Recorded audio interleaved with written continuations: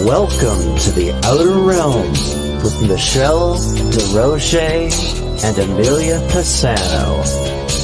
Airing live on the United Public Radio Network, 105.3 FM in New Orleans.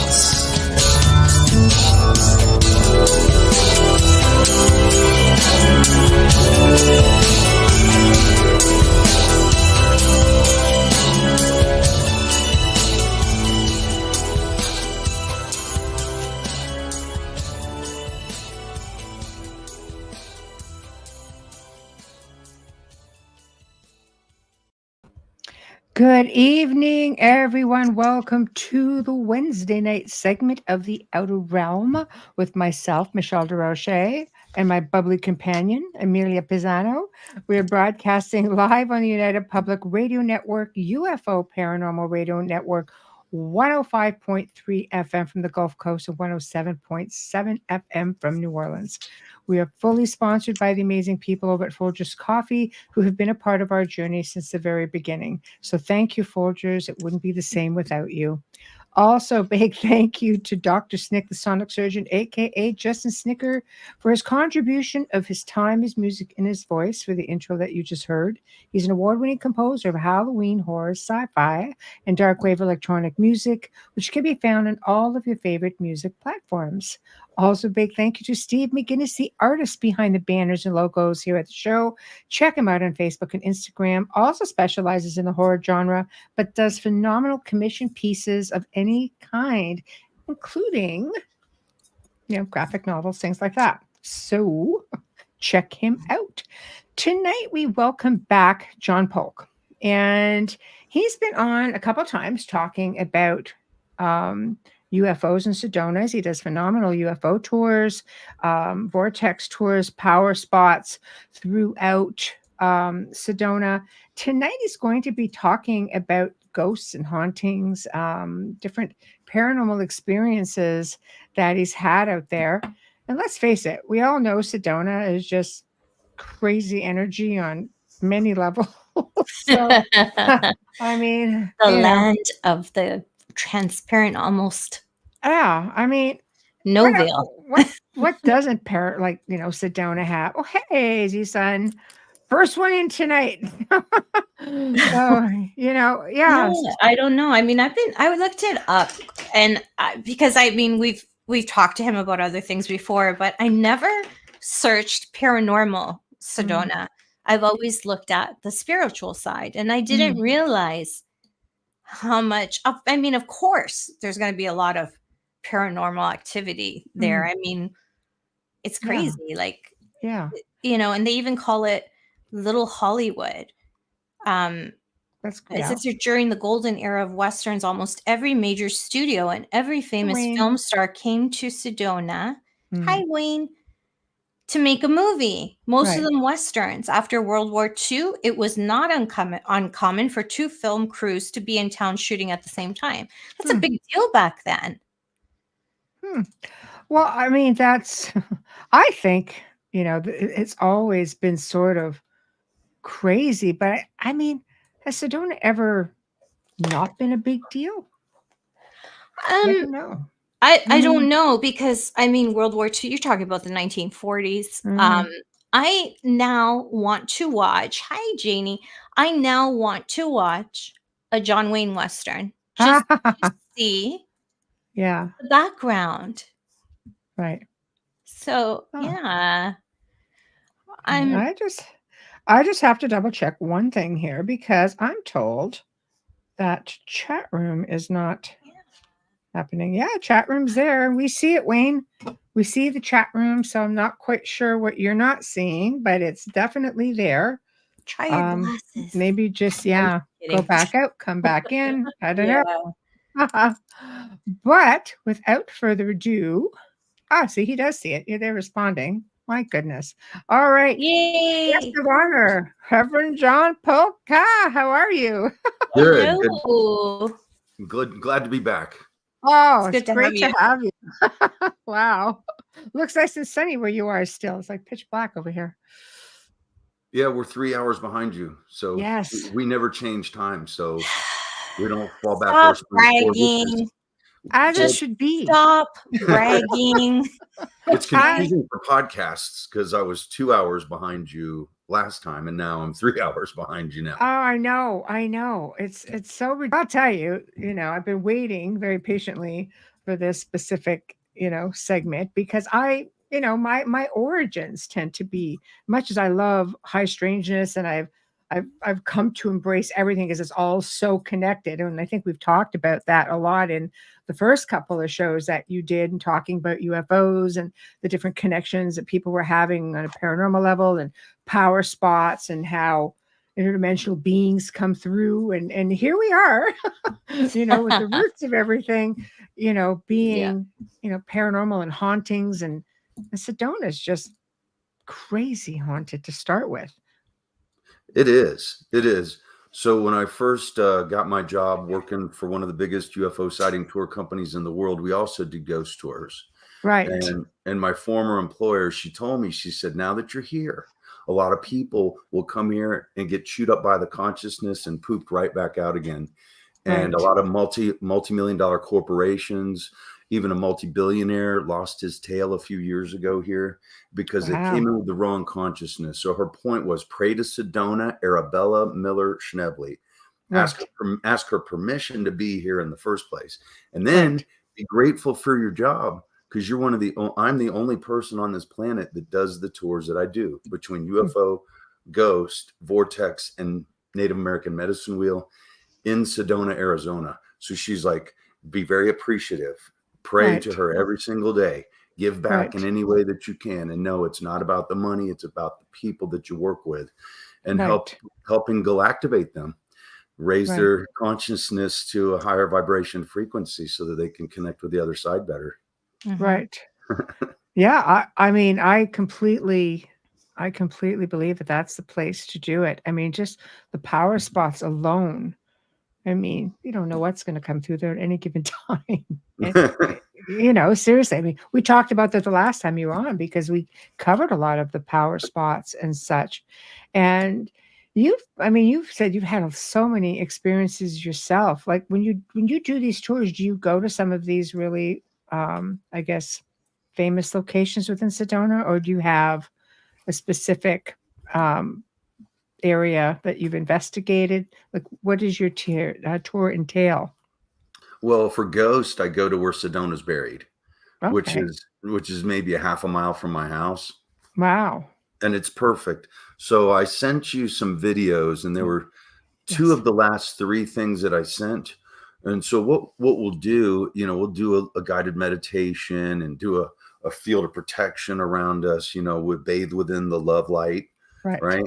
And make sure everybody does it and that they're sincere, do a breathing regimen. Air is full of elementals, and elementals are spirits too. Yes. And Native Americans will teach you that, to breathe in great spirit. Be very conscious of what you're doing, because you're breathing in spirit, and that spirit will tune and charge the water in your body also. So it's so very important to stay positive, even especially when you have no reason to be positive. For UFO, I go all kinds of different places. I like to challenge myself. I like to, I've never been there. Let's go there, Or you have an Airbnb. Oh, I can do it in behind your resort. We can go out in the middle of the forest, or I can do it from my driveway. Right. Well, I love, the dimensional forest beings that come through. You end up with, like, do you guys have fairies in Sedona? Absolutely, we do. Oh, okay. Yeah, and orbs also. So you can prove scientifically that certain orbs will communicate with other certain orbs through binary code. It's like, what are they doing? And if you zoom in on some of them, sometimes you'll see a face inside the orb. Yes. Sometimes it looks alien. Sometimes it looks ethereal, ghost-like, whatever. And orbs are tough because, there's so many scientific things that an orb can be: dust, pollen, dander, moisture. It's really difficult. So when you can catch one, because you can get nice colored ones as well. But when you catch one with a face that's doing really erratic things. Oh gosh. They're fabulous.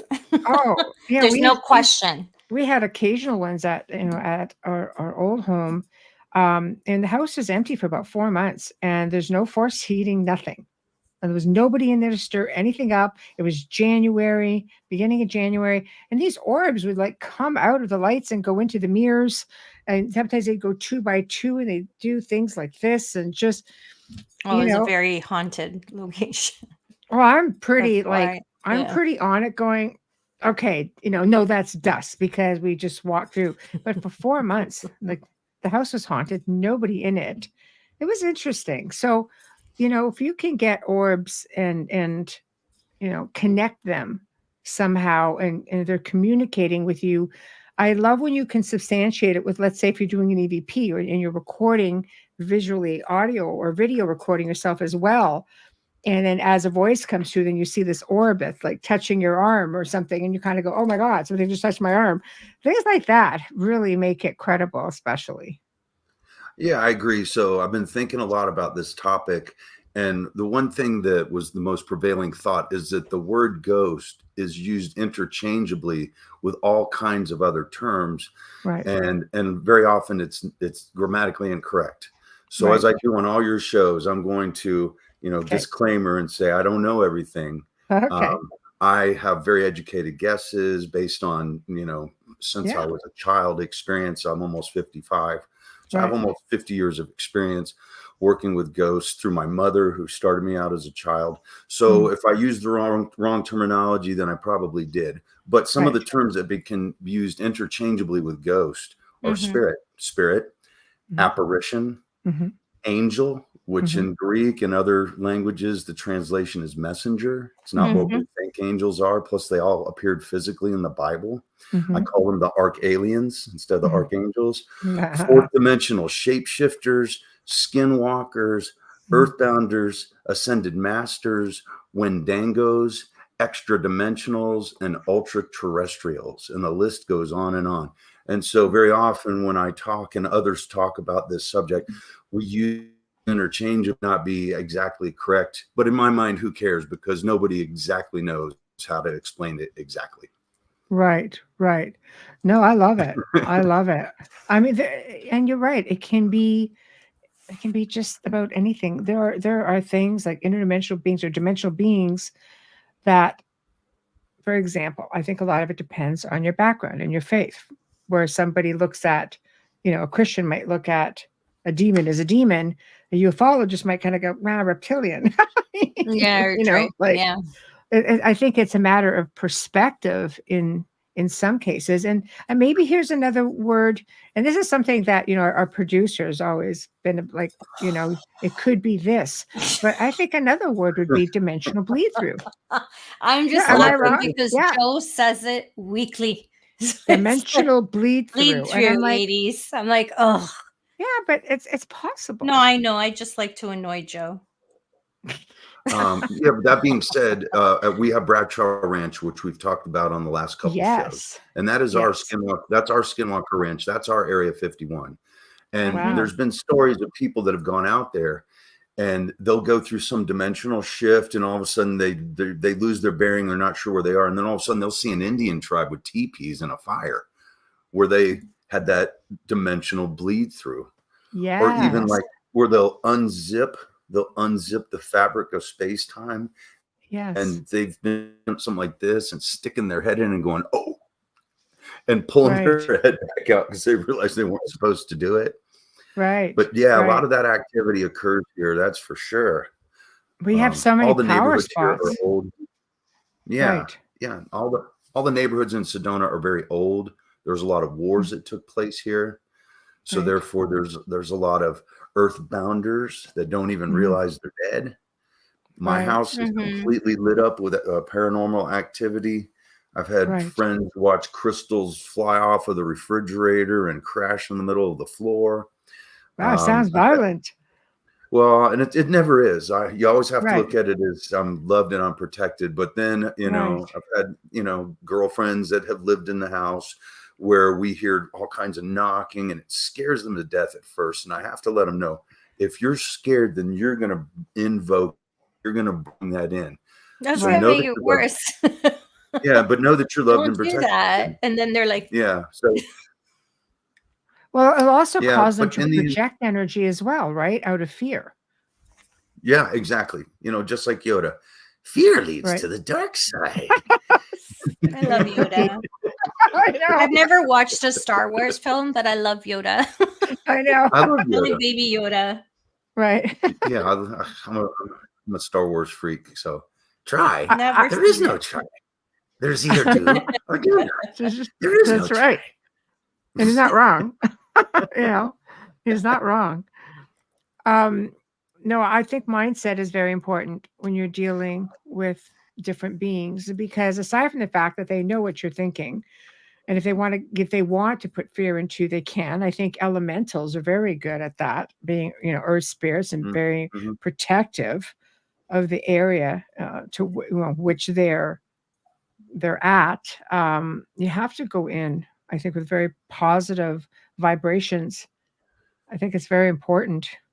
Yeah, absolutely. That's why I do a Otherwise, you're little feeding them, ceremony. right? Yeah, that's why I do a little ceremony Right. before we get started, pretty Right. much with everything that I do. Right. So it's important because now I've laid the groundwork for the kind of spiritual energy that I want us to be surrounded with. Right. And it's always love, light, and consciousness. It's Right. nothing less than that. And then, Right. when you're a medium, like I think all three of us are, Mhm. things will pop into your field. And then sometimes they can disguise themselves and Mhm. send a false vibration frequency at you that feels like family. It feels familiar. Right. Right. So if I sniff it out, which I Tricksters. usually can, I'll bring them into the light. I'll Right. bring them in, and if they come into the light, then they can just go away. And that's Mm. that's the way I've always done it. Yeah. Mom, It takes mom, a mom. minute. It takes a minute to, realize that there's a mimic. A minute for a mimic. Yeah, I like that. Mm. Yeah. Mm. And I used to teach classes at the biggest psychic center in town. It's called the Center for the New Age. Mm. And I was the only man there at one time out of 17 readers. Wow. But that being said, it was just an incredible experience to work with people.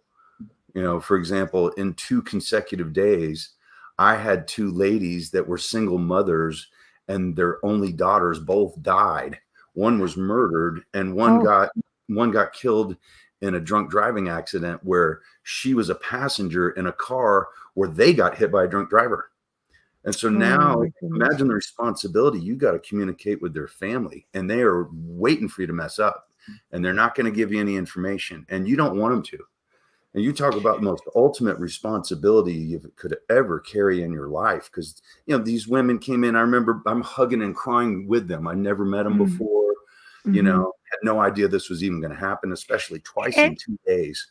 And would you agree, because I'm sure we will all agree, when it comes to mediumship, especially with vulnerable people in this situation, they really will hang on everything you say. So you have to be so diligent, because they're leaving there, and they're either going to want to debunk you, or they're going to hang on to every last word, because sometimes your last words are the last words of their loved ones, their message, and they can't stray from that, And and it's they a don't move on responsibility. from it.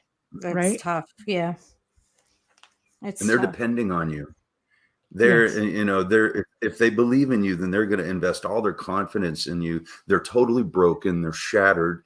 They're crying. You're crying too. Because most humans in that situation would cry.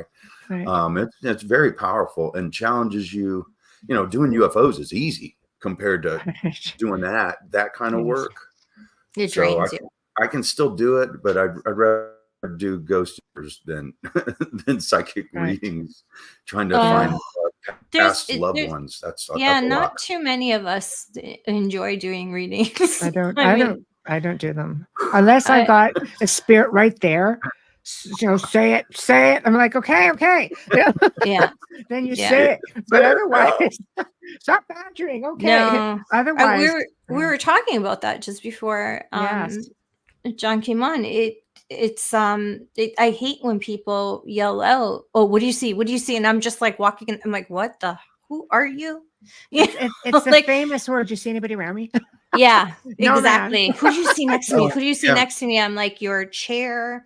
Because Yeah. they don't realize that you shield It's a and you process. ground and you protect yourself so that you're not being bombarded. Because when a medium walks into a room of 10 people, there's like 100 in there. Well, you It's have not those the spirits same that like for to us. piggyback, right? Always. Yeah, it's not the same for us. And it's difficult. So you have to bounce that and deflect it. But I do give readings for people who've lost their children all the time, free of charge, whatever. Email me, send me pictures. I will do that for you. It's something that I always do. And I've always, my God, for years. Those are ones that I truly love to do. And I want to do because I feel protective of the parents to keep them safe, because the grief of losing a child is unimaginable. And I pray nobody has to endure that, but people have, and you have to protect them because they are a gateway to the other side, meaning a darker side, not necessarily Mm-hmm. so it's just so easy. Like we were talking about the mimics, a minute for a mimic, because the first thing you want is it to be your loved one. You don't want to think that this is possible. So I had a loved one come to me at a funeral. So it was my dad's brother, and I fly from Florida to Texas, get a rental car, and drive straight to a wake. So I mean, that was in that order. And we get there, and my uncle was very respected in the business community. So there's probably 400 people there, and my dad's there before me, and so is my sister. And everybody's crying, predictable kind of scenario. And my uncle, I can see him over his casket. I can see him, because that's very often what they do right after they pass, is they're still around the body. They see they want to loved listen one. to what people are saying about them. They do. Too. They do. Mm-hmm. And so he's trying to communicate with me. Yeah, he's trying to communicate with me. And I'm like, there's too much noise in this channel. There's too many people. Yeah. I'm not getting anything clear. I'm just getting all this jumbled language from everybody. I'm like, wait till I'm alone. So that night, go to bed, wake up in the hotel room, boom, he's right over my bed. And then he says to me, he says to me, I feel so stupid.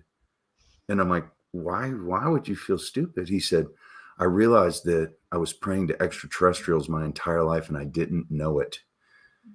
He was a Christian.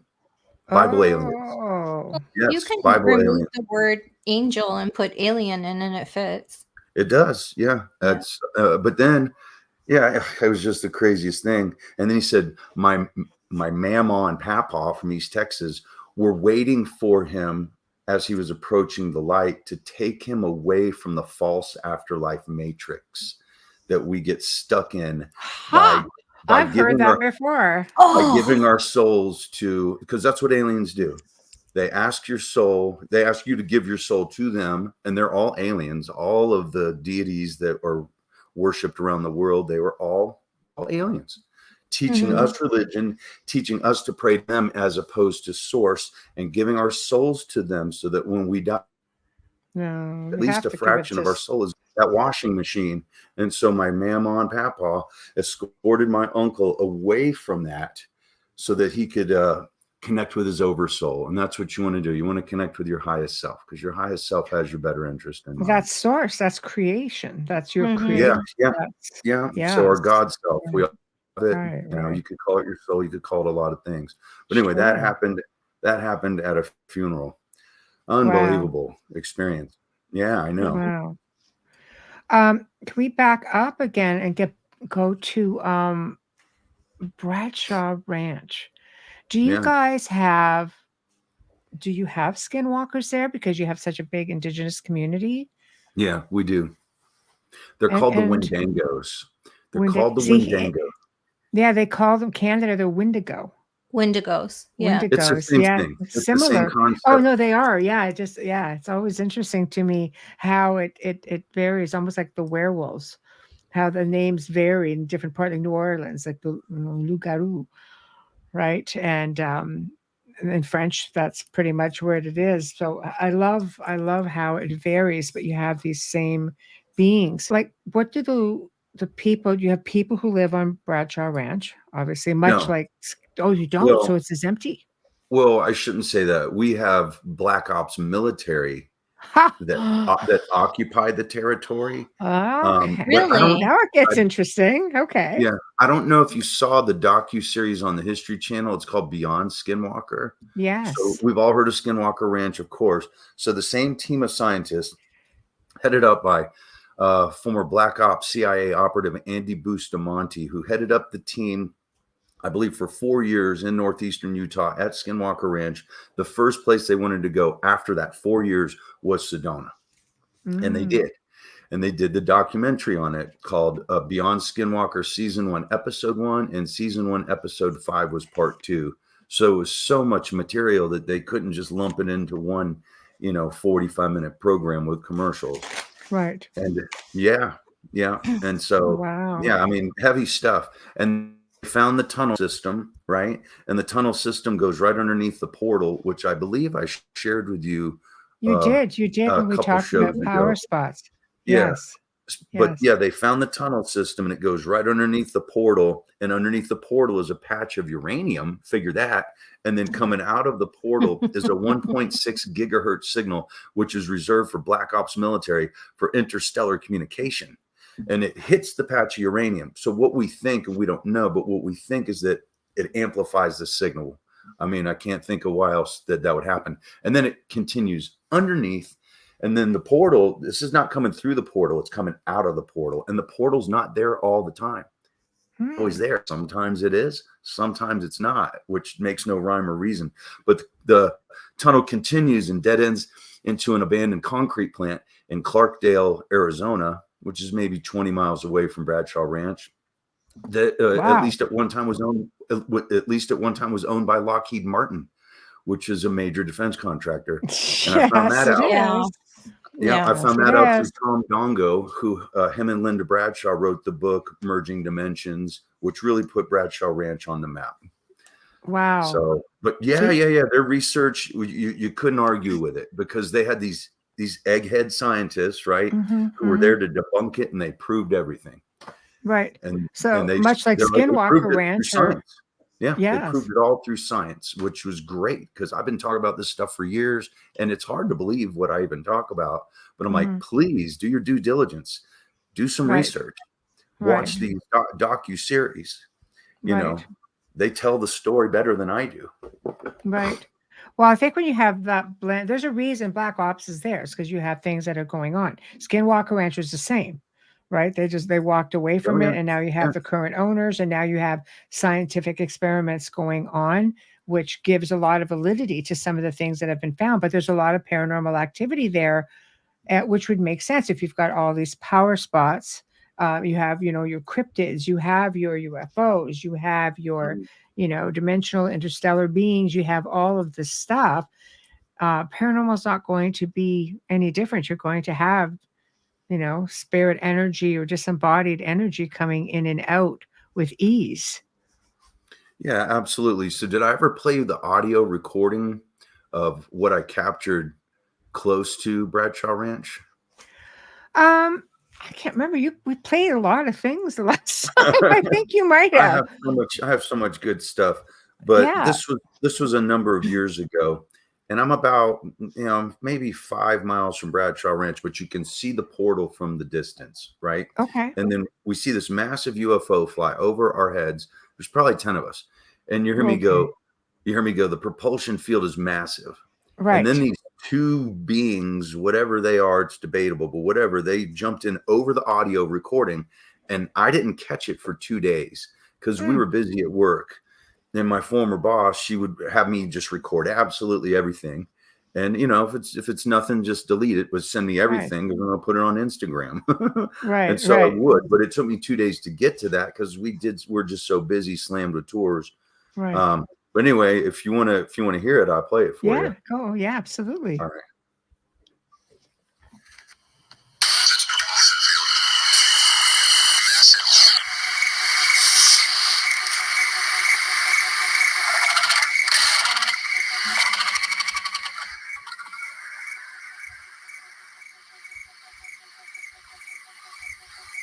That's a damn loud cricket.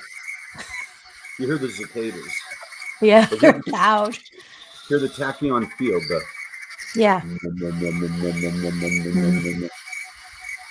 can manipulate space time with the tachyon field. So this goes on for a while. Let me skip to the end. That's what when I hear that humming, that sound that you were describing, field. that's what it sounds to. That's how it sounds to me when I see or am near a portal. That's easy to believe. But what's interesting, once again, none of us heard this, but here's the punchline right here.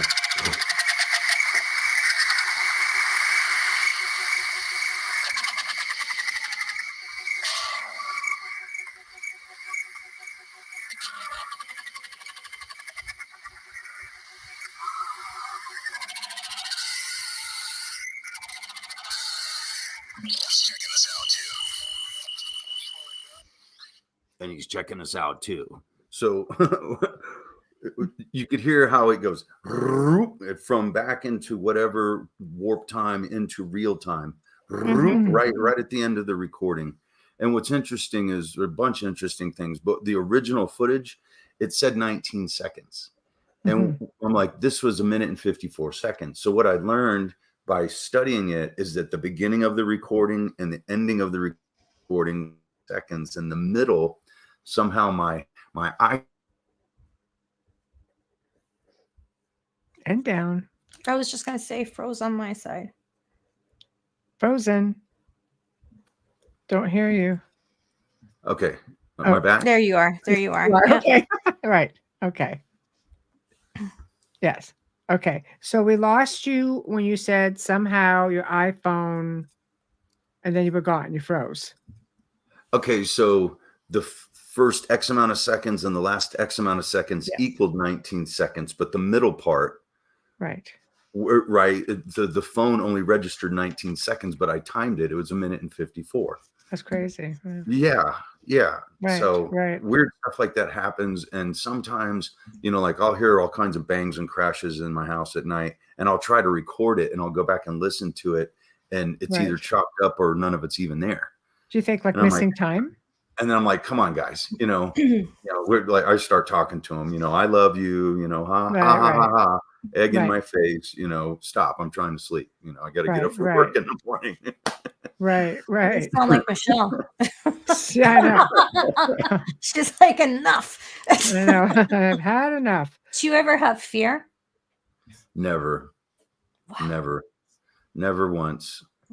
No, I don't. Sorry. I don't fear. Like I said, I know I'm loved and protected. Now that doesn't mean that I don't get attacked either. Right. But it does happen. That's for sure. Right. Yeah, but you're strong in your. So I was taking some notes earlier, but one of the things I want to talk about is that not all the thoughts we think are our own. Spirits can place thoughts in your mind. Yes. They absolutely can, or change your moods, or how about make you fight with your spouse or somebody that you love? They can control the environment. They can absolutely do that. So can 5G, by the way. Yeah. So, well, that's another story in itself. That's another show. That's another show. What are my thoughts? And then what am I channeling? Right. Two different things. And sometimes it's hard to discern one from the other. But I'm pretty good about it. I'm like, ooh, that one, that was not me. That came from the ether out there somewhere. Right. Or, I have my Akashic antenna up at all times. I pick up on downloads all the time. Right. So here's one I picked up on recently, and vegans don't like to hear this, but if you're vegan and you eat anything with yeast in it, there's microbes in the yeast, and the microbes are meat. They're not plants. So you're literally eating animals. What? You're eating animals. But they have brewer's yeast. Isn't that from hops? But anytime I'm not vegan. I'm just saying, like, I have family that it. But the microbes, not plants, they're meat. And you're eating it in the yeast. Same thing with mushrooms too. The fungus. It's alive. It has consciousness. So that came to me in a download. And it upset a lot of people. That would explain why I love mushrooms, because I'm a carnivore. I love mushrooms too. But it's like if you take the pasta and bread out of your diet, then it doesn't apply to you anymore. But I if think you talk to them, everything has an energy. I mean, trees communicate absolutely. via a root system. They ground your energy. That's why, you have the saying, hug a tree, because it will exchange its energy with Oh, you. It yes. grounds you, like they communicate. It's interesting when you think about the fact that even plants have consciousness. Absolutely. So Scientific experiments have been done with it, even water.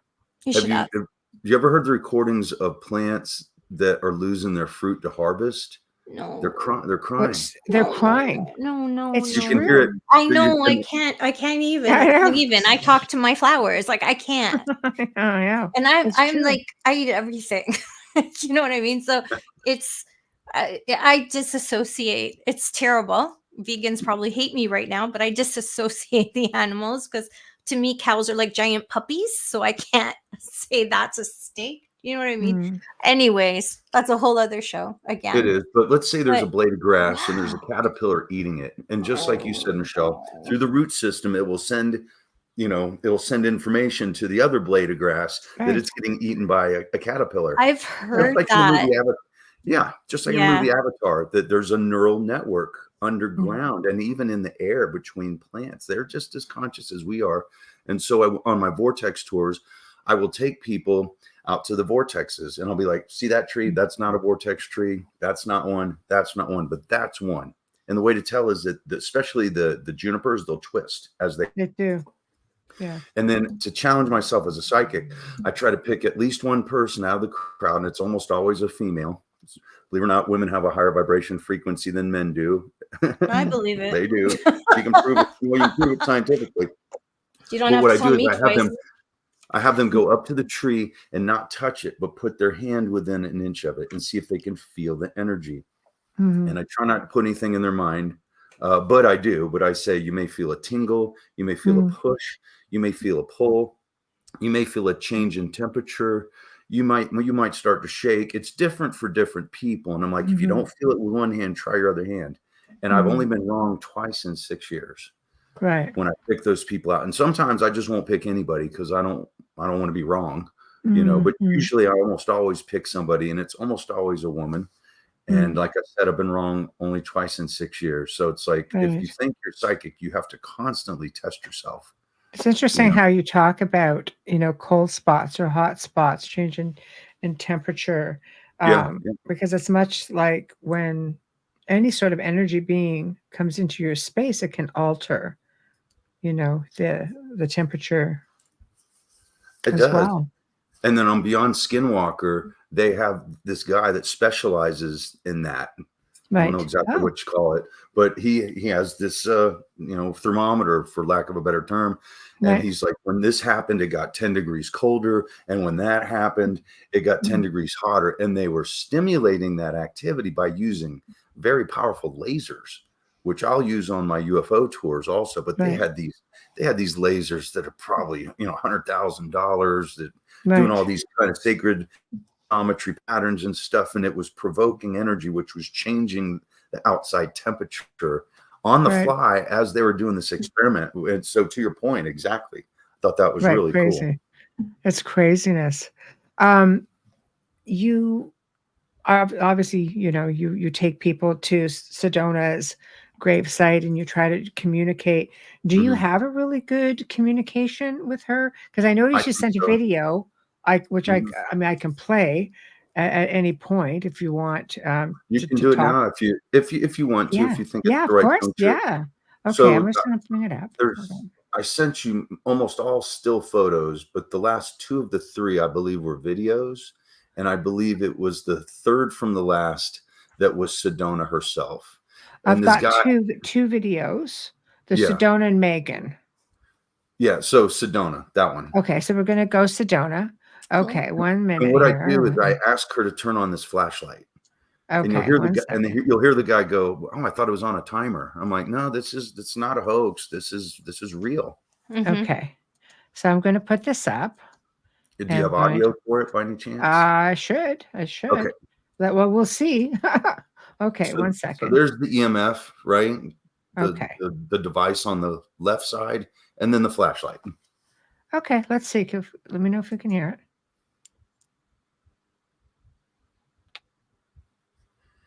I can't hear it on my end, but anyway, she was turning it on and off.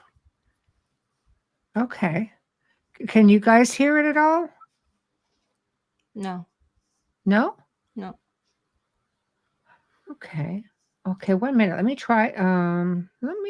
No, it's a movie. It has to be an MP4 for me to be able to get it Oh, to the and soundboard. I just sent it to you through my iPhone. Yeah, no, that's okay. The soundboard will only take it if it's an MP4. But the idea is to be able to see the light. You're basically communicating Yeah. and you know, and essentially it's look at she's taking the flashlight and she's making it go on and off, right? Yeah, she's interacting. Right. Yeah.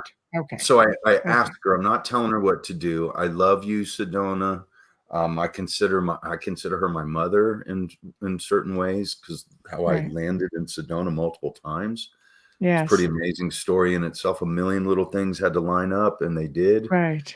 as improbable as it was. But Right.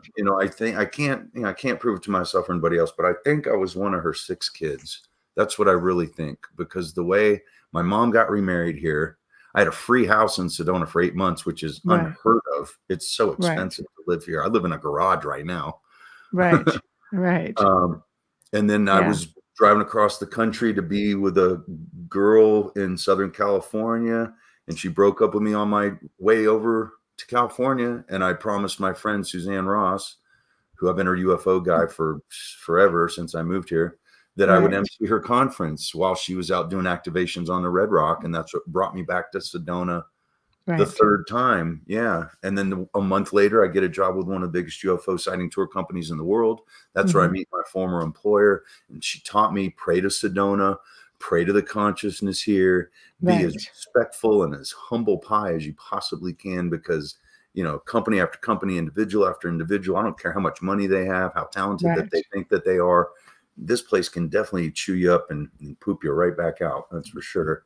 Right. Right. Well, it's an incredible place for sure, So I've got all of your stuff labeled. Do you want me to just put up pictures and Sure. Yeah. Oh, okay. Why don't we do that? Okay. So we're doing show and tell, guys. Yeah, and I can explain to you, and so there's no audio with what she's going to show now. No, so not I can at just all. I can just tell you what the pictures are about. Sure. Okay, here we go. We're gonna go 4th dimensional walk-ins. Okay. Cool. I'm gonna put this up right now. Mhm. There we go. Here we go. This one, and this one. Okay. Oh, wow. Okay, so my buddy was taking me home, and we see these 2 massive elk walk right past us in the middle of the night. And if you look, they're turning around looking at us. But if you look at their tails look like the faces of extraterrestrials. Right. Is it just me, or but you can see the elk are turning around, and it looks like the butt end of these beautiful animals. If you look, it kind of looks like faces to me. And I show my buddy. And you're getting into pareidolia a bit too, right? It can get really Oh, funky. absolutely. Yeah. Right. Will take over your mind if you allow it to. Yes. But that's what that was. It was these 2 massive elk in the middle of a very residential area. Wow. Also, Very which cool. is not totally unusual, but it was, it's the only time I've ever seen 2 elk in the middle of a totally populated residential neighborhood. Just walked right past us. And also when they cross your path, that means something more than when you see them on the side of the road. They deliberately crossed your path. So your energies cross paths also. Yeah. Oh, it was so cool. Me and my buddy were just like, wow, did we just see that? They're beautiful, beautiful, beautiful critters, shall we say. Okay, I'm bringing up arc of protection, okay? Just so we what is coming up next. So 1 second. We're going to go present, share screen, window, bam, bam, and bam. There we go. Okay, so see the orb. You can see the orb, right? But see the arc of protection over it. So this is, I'm going to use the term Cultural Park Place. And this is supposedly where the Wendangos or Wendigos live. And they protect this land. So every company, even the city, has tried to, break dirt and build on this. This has been happening since 2007, where Willie Nelson was the last person to do a concert there. And then the monster band shell, all that 41 acres. It's just been sitting empty. They've been trying to sell it, and it is absolutely prime real estate, but all kinds of weird stuff, including the audio recording I just played for you. Right. That occurred there. And off at a distance, you can see the portal to Bradshaw Ranch. But anyway, so the orb, what I believe is that it's important and potentially needs protection. That's why the arc of protection is over it, to guard it from something. And perhaps vulnerable to attack also. Right. Just my best guess. But at Cultural Park, it was 2 years ago, and I'm out there on a tour, and I see these stakes in the ground. It says, lot this, building that. Lot this, building that, which is evidence of surveying, right? Right. Stakes in the ground, pink flags, lot this, building that. And also I start telling my friends, I'm like, wow, somebody finally broke the curse. Well, guess what? 6 months later, all the stakes were gone. And if you talk to contractors and construction guys, they're like, somebody paid to do that. I'm sure they paid to do it with every intention to build on it. Right. And once again, the curse strikes that area. So my former employer, when she first started doing UFO like 17, 18 years ago, she went there with offerings of sage and tobacco for the Wendangos, and asked permission to be on their property, to be on their sacred, hallowed ground, and to be able to make money. And she was there for like 16 years. Isn't that a trip? You know, but she knew enough. She was very psychic, still is. Survived cancer 7 times too. Let's go there because she believes because of the vortex energy. Yeah. Well, I mean, they mean business. I mean, there's a lot of folklore around these things, you know. They mean business. I like They do. It's serious business. you know, it's their land, and that's the way they look at it. Yes. And we're just trespassing basically and disrespecting them in their land. So Right. all these different companies, I'm telling you, all these different, I can prove the companies that have gone under trying to develop that and other property around town. I can point it out just by driving around that one. And I always say on the tours, can't prove the curses, can prove the bankruptcies. That easily proved. Right. So, Well, yeah. I think there's, you know, you hear stories about this all over the world where, you know, where sometimes there's just certain parcels of land that you just can't have it. The power's far greater than us. Well, you know, far greater than us. Right. And they want it. It's theirs. And that's the way it goes, you know. Okay. Face in the sky. Wow. Oh, wow. Yeah, so Right? that was just, you know, it was the strangest thing. It was, you know, in Sedona, not really looking for anything. That's in the sky. And it kind of looks in pareidolia again, but it kind of looks like the face of a gray alien. Right. It looks like part, you know. It might be, that might be a stretch, but you might be able to see the eyes and then the rudimentary mouth and even a nose feature. Right. And then perhaps even an elongated skull. And then there's an aura around it too, or I don't know, you can see almost like a field around it, which I don't know how to explain it any better than that. But anyway, that was just something is in it the bleeding? sky. Like it almost looks like the light's bleeding into the sky. Yeah. I mean, that's all a the tough above. one. Yeah, well, that's a it's tough hard one. to explain. All I know is I saw that and we got the picture. And I'm like, ooh, because I have this presentation, and I've shown you a lot of my presentation by just sharing these photos and videos with you. It's a great shot. Right. Oh, great! And there was nothing else in the sky at that point. Was it a really cloudy day? No. It was. That's it. Well, you see, it's perfectly sky blue around it, so it wasn't a cloud. That's for sure. Right. Yeah. Right. I mean, your guess is as good as mine, but spirit can bleed through and create apparitions, or I'm not, you know, not exactly sure how to explain it, but whatever. I agree with you. Yeah. No, I agree with you. And very interesting picture. Okay, I'm just going to bring this one down a little bit here. Okay, this one is the Holy Cross Sedona. Oh, I'll let you just. I'll let you say it, John. I'm trying. All right, here we go. Wow. So now, if this is okay, so in 1956, a lady named Marguerite Brunswick, she was a sculptor from Manhattan, and in a distance in the 1930s, she could see the construction of the Empire State Building, and it inspired her to build a chapel. long story short, she chose to do it in Sedona. Okay. And anyway, she had two visions: to make the chapel in what you call cruciform shape, in other words, in the shape of a cross. Mm-hmm. And then also she wanted to sculpt the Jesus on the crucifix. Mm. And so when she did, it kind of looks like an alien with thorns on it. I mean, if you look at the head, and that might be a stretch, but it doesn't look like any typical Jesus I've seen in No. any church Yeah, ever just before. sort of But if you in a look to frame. the right of the head, if you look to the right of the head, Yeah. what is that smoke or that mist? Yeah. The See now same what I'm as your talking sky about? thing. Yeah. It looks identical to your sky. The last photo. I mean, something. Do I Yeah. know what it Right, is? right. No, but I love to show the picture. So Yeah, when I it's take people to the interesting. chapel, which I do almost 5 or more days a week, I explain to them the alien Jesus story.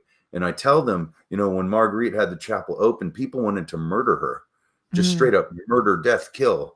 And it's Wow. like, and I pose the question, why would somebody want to kill somebody for building a church? It doesn't make any sense. And then I say, when I tell you the answer, it's going to make even less sense. And then when I Right. show you the picture, it's still not going to make any sense, but at least I have the picture. Right. And so, so I tell them, and then I'm like, now what you're going to see now, you're not going to see the alien Jesus. This is a new Jesus, which is unique also, which Right. is where Jesus is dying on the tree of knowledge with his eyes open. And that's the only Right. one in the world like it too. And there's That's a good way footprints. to get a lot of hate mail.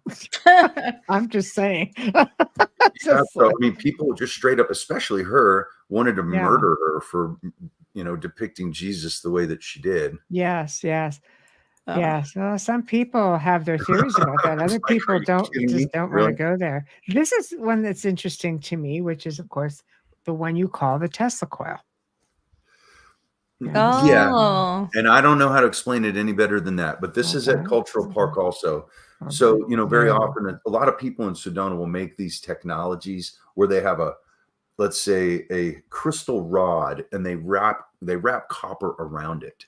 Right. And it creates this very metaphysical and healing effect also. Yes. And they'll fashion it into jewelry and wrap it and do other things with it. And Mhm. anyway, but you can see it almost looks like a Tesla coil to me. I didn't know what else to call it. And then you see the Right. point of light behind it. But this was at Park also. And Right. bear in mind, nobody saw that one or the orb with arc of protection over it either. Those were not Yeah. seen. The photos were taken. That's funny because it reminds me of Elon Musk's when he sends up Starlink. Yeah. Mm-hmm. Right. Well, it's I'm not funny, saying it's not. That's just my nature to question No, everything. I get it. Yeah, it's just my A lot of nature. A lot of the Navajos here will tell you they don't believe in Starlink. And I'm like, well, I know it's real because I have an app on my phone Right. and it will tell me. And it's pretty accurate, actually. I'm very much, if you don't see it with your naked eye and you take a picture and you catch it, it's real. Like you're Yeah. telling me you didn't see it, you photographed and it's there, then I believe you, it's real. Yeah. Well, but That's they'll tell interesting. you, they're like, they don't believe that it's real. And I'm like, well, why not? They're like, we've been seeing this for hundreds and hundreds of years. So Wow. now Yeah. Elon Musk, who's 52, he's claiming that he's been creating this, which we've been seeing for millennia. All right, Mhm. we're not buying it at all. And Mhm. so get this, Starlink flies over Sedona every day, which is not true, but Mhm. things that look like Starlink do. Right. Right. Things that Yes. look like it. And there's code buried in it also. There's Mhm. code buried in it, like Starlink is Right. very mathematical, like, X amount of space, mathematically spaced apart. Well, he's scientist, right? So Yeah, Mhm. but sometimes we'll see it and it's like dot dot dash dash dot dot dash dot dash, and it's like almost like Morse code. So we've had We've seen stuff like that, Bubbles. we've had a Pardon? code breaking Yes. savant look at it. One hell of a sequence. Really? Yes. Yeah. I've seen it. Yeah, we've had Yes. code Yeah. breakers look at it and they're like, it's not Morse code, but it's definitely some form of It's communication. frustrating because you can't figure it out and you can't even No. read the energy off of it. It is so frustrating. Mhm.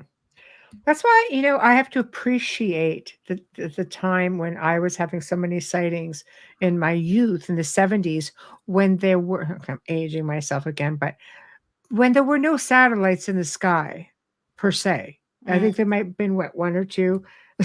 That we know of. Yeah, I mean, that we maybe, know of. Yeah. maybe early 70s. No, I don't think so. Yeah, but not this sophisticated. Yeah, I don't know. But okay, so we're going to come and look at this one. This one here is called plasma. So let me just go grab this one. Okay. Ooh. And I Here love we show go. and tell. I love show and tell as well.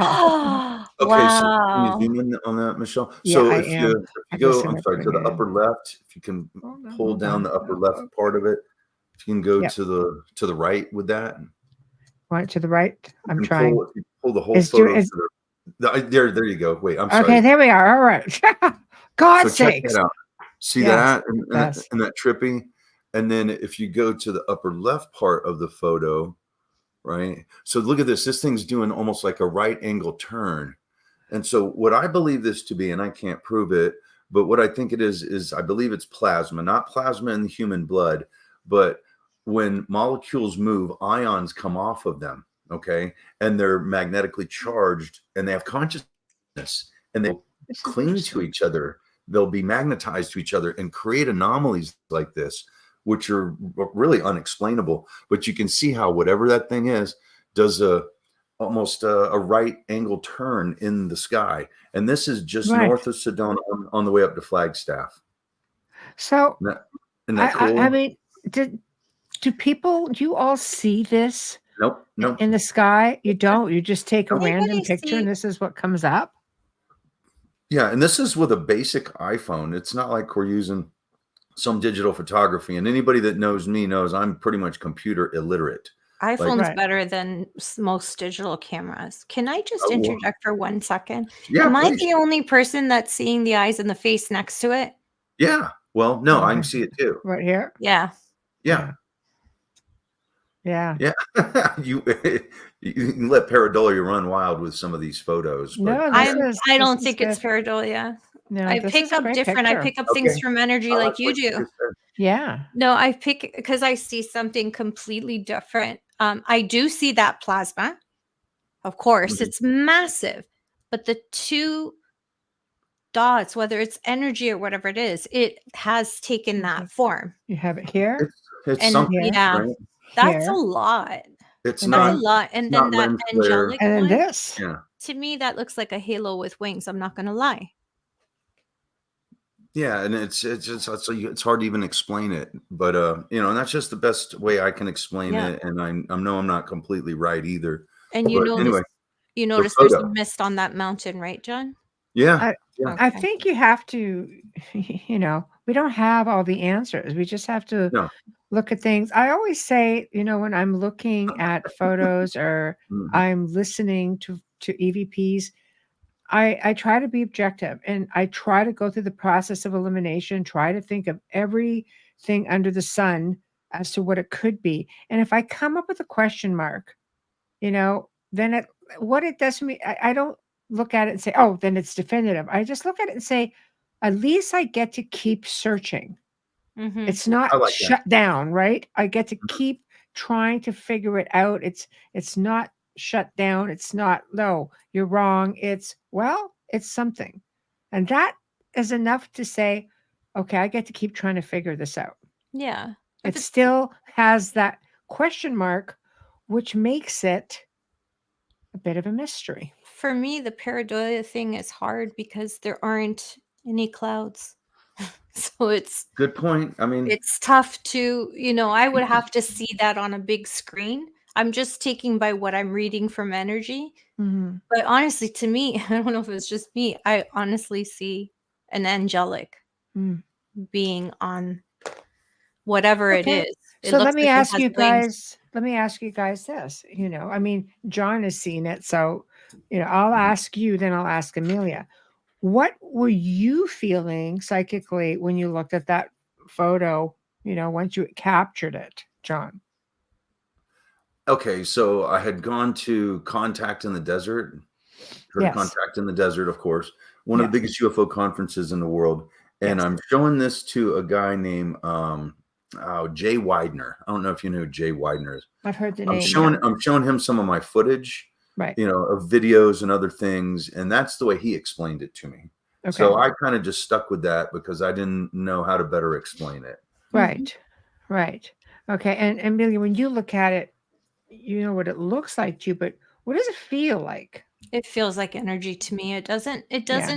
that's why when you said you can do all pareidolia with Yeah. that. I'm the biggest skeptic when it comes to photographs. Michelle can be my witness to that. I'm the Mhm. first one to say, you know, like I just don't buy it. But this here is, Mhm. it's throwing me because to have pareidolia would mean you need other clouds in the sky. But that's why I said I would need to see that really Yeah. blown up. Okay. Because on my computer, because my laptop is so small, it's tiny for me, but I feel like there's an energy. And I honestly believe that whatever that presence is on the right side Mm. is a presence. It's not clouds to me. It's No, not Right. smudged. The mountain in the middle should not be misted like that. Even in a photograph, you wouldn't get that kind of fade on the back middle of the Mm. mountain. That doesn't make sense. And I took photography for years. Mm. So Okay. I don't believe that. I'm a big fan of film, but Mm. unfortunately, it's like the 70s. It's way too expensive to develop film now Right. because Right. nobody does it. No, But and that's usually what gives you something more foolproof. yeah, but it's very impressive. I don't doubt you on that at all. Okay, next one, Mary Rodwell. Oh, this is great. Wow. Okay. So Now, let's really dissect this. Okay. So okay. Yeah. I'm at a conference. I'm the MC, and this was October 23, 24, 25 of 2017 at the Awareness Center in Cottonwood, which is about 17 miles south. Right. And so Mary, she wrote this book called The New Human, which is largely about the indigo children. Okay. Mhm. Right. I've seen her But on she's the YouTube. keynote speaker. Yeah. So my friend flew her in from Australia, where she is the director and founder of ACERN, which is the Australia Close Encounter Research Network. Yeah. And in a male-dominated field, she is the foremost authority on UFOs in Australia. And her videos are fantastic. There's nobody higher and more exalted and revered as her. And so I'm just sitting there in the crowd, and she's the keynote speaker, and I'm just looking at her, and I see this, and I'm the only one out of, I don't even know how many people were there, but I'm the only one who sees this. And so I'll be honest, this is not my photo. My friend had a better phone than I did, right?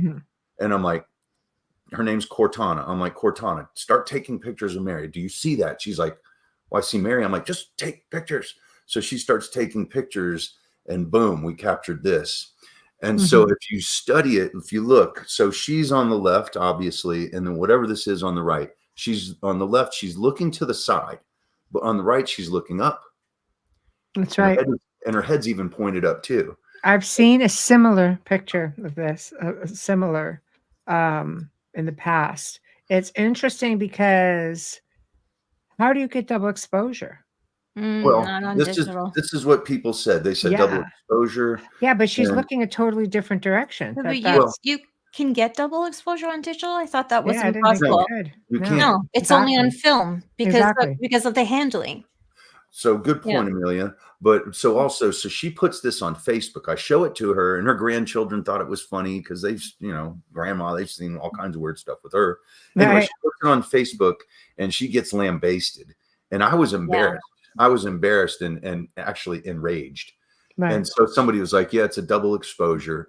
And I was not nice at all. I'm like, number one, disrespectful, lack of intelligence, lack of research. And you don't even know what you're talking about. So if this was a double exposure, everything would be double exposed, not just her body. You can see inside her ear. You can't double expose a digital photo. I know. And so anyway, I ripped everybody a new backside because I was personally offended and embarrassed because I'm the one who gave her the photo and she got embarrassed by it. And people like, oh, Mary, you just don't understand technology. That's a very basic. That's not nice. Camera shutter anomaly. And I went and I ripped everybody, like I said, a new one because camera shutter. Number one, they were wrong.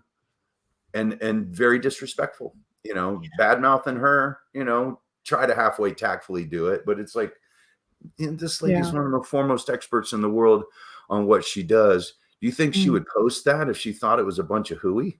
No, there's absolutely no way. But I mean, double exposure wouldn't be sideways either.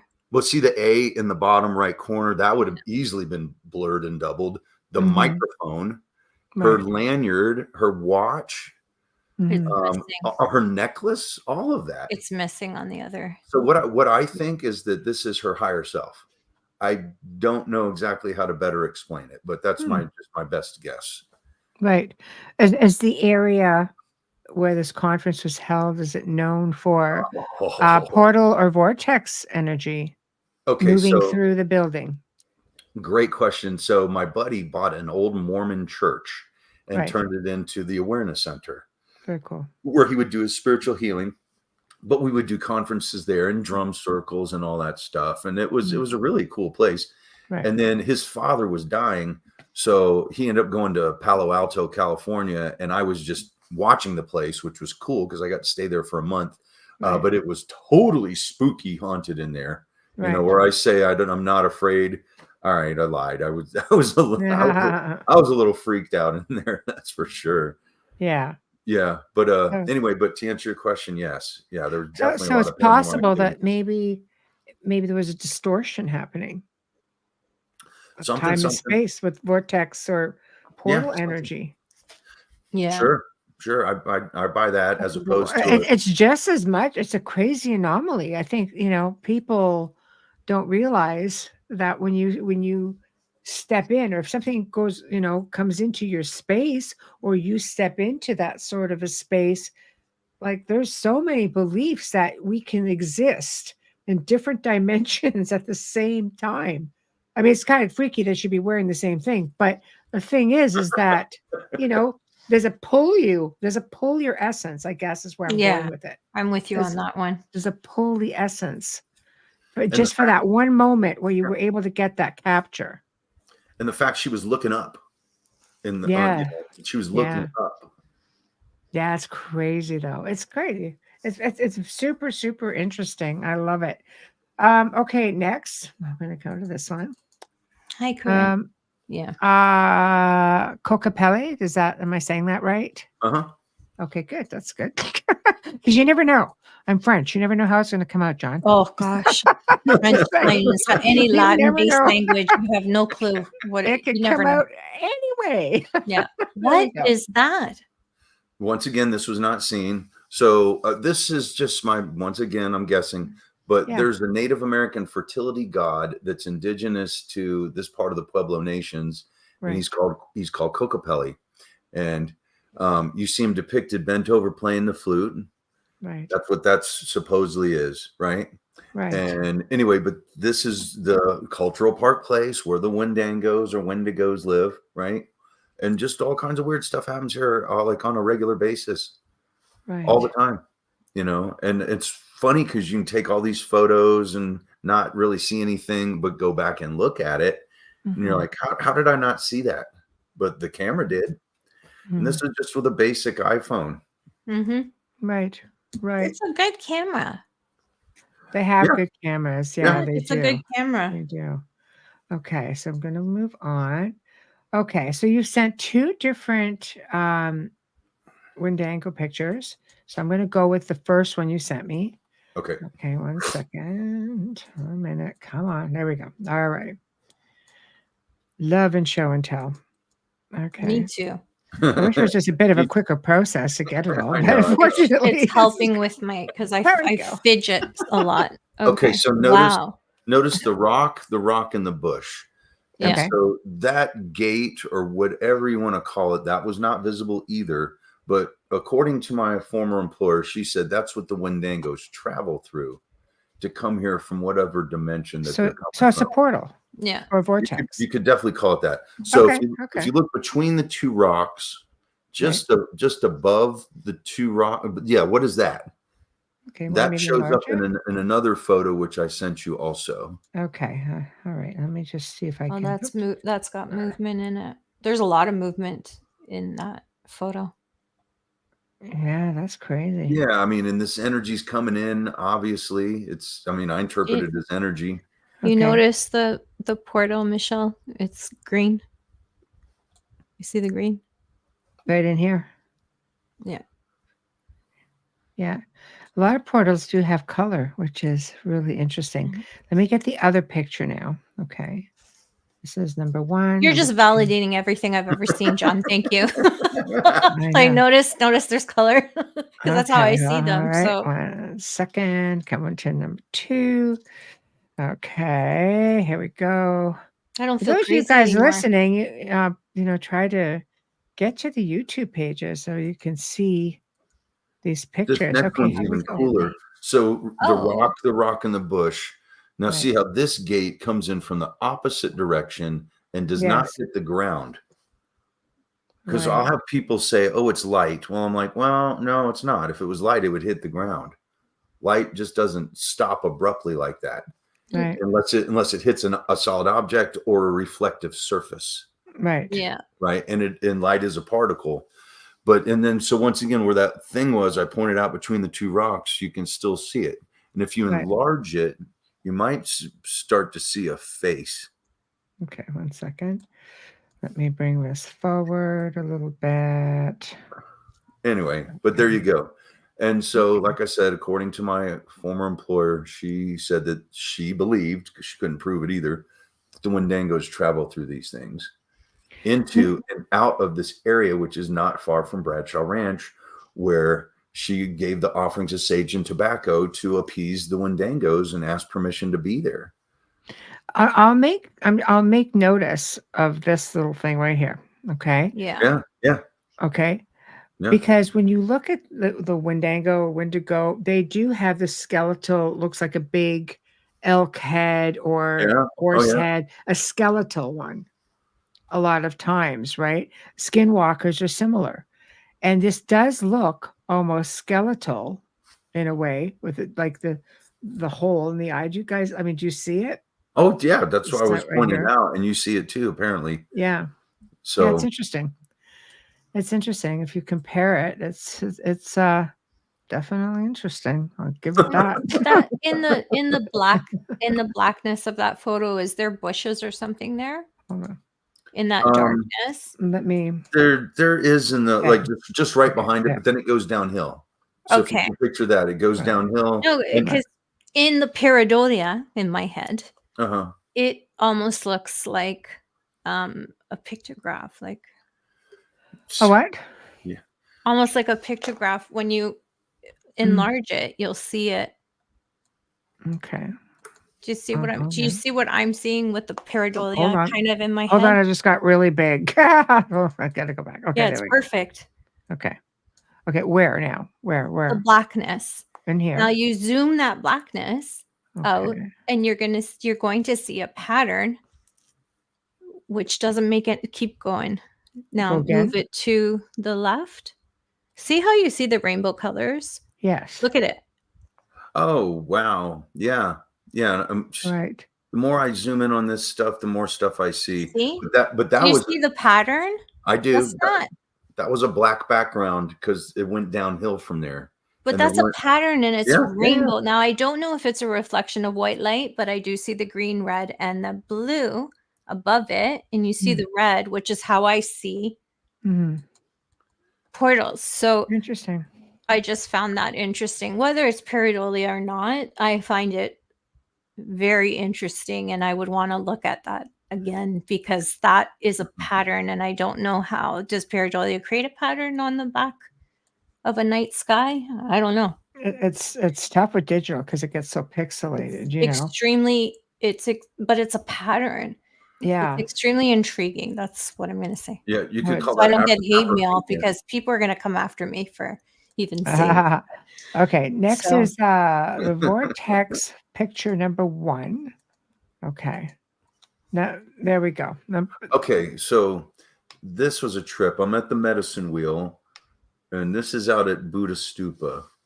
I don't know if you've ever heard of Buddha Stupa in Sedona. There's major vortex there. And this is probably 100 and something yards away. And I have this guy and his wife, and I'm teaching them how to tap into the medicine wheel, which my former employer, she and I, we were taught by Navajo how to do it. and how to tap into the vortex and the medicine wheel. So the creator stands in the center of all creation, surrounded by the 7 dancers, and they are as follows. So see his right foot, and then we're going to go clockwise.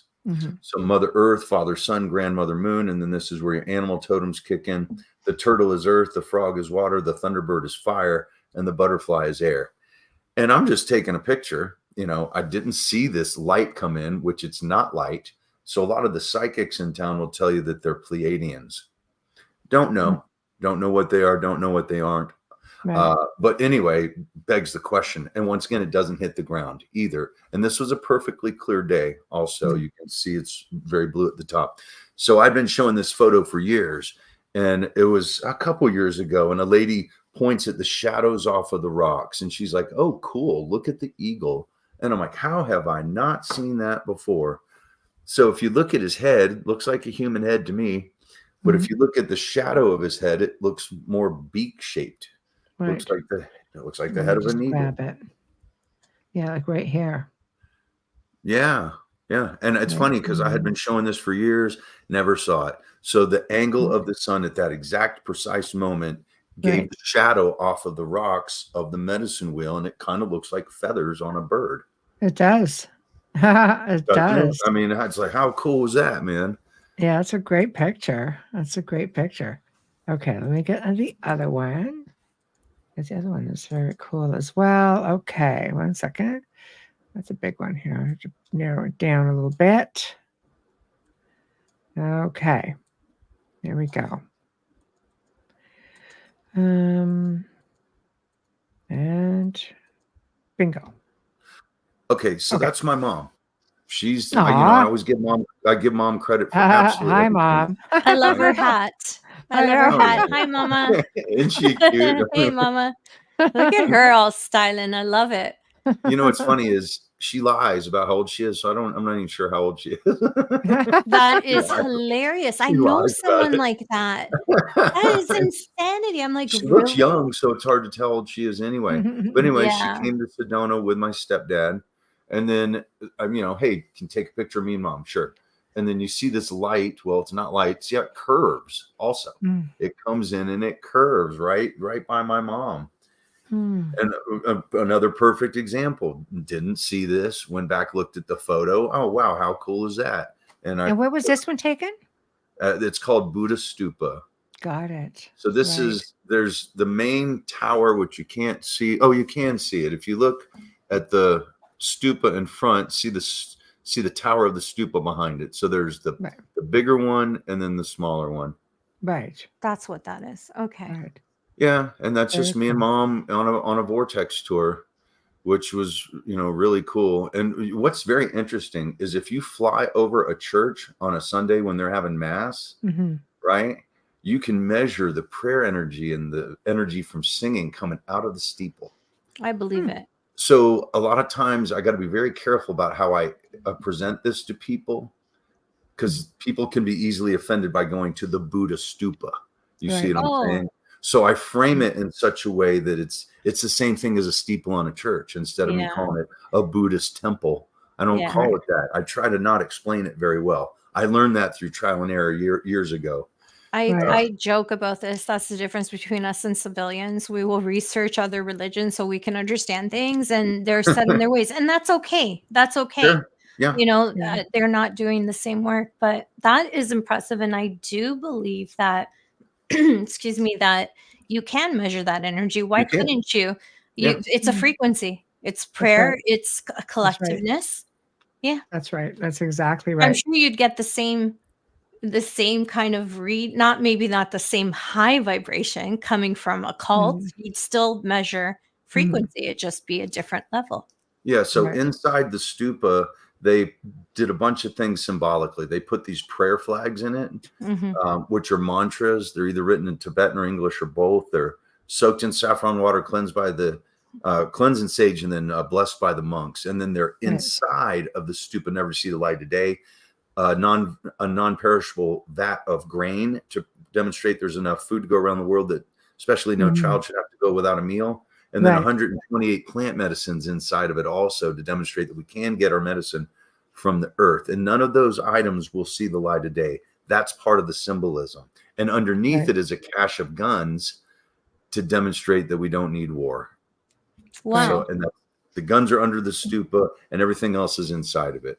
So I love to tell people this. I've gotten in trouble talking about this before out there. Right. But a stupa, do you know what a stupa actually is? No. It's a spaceship.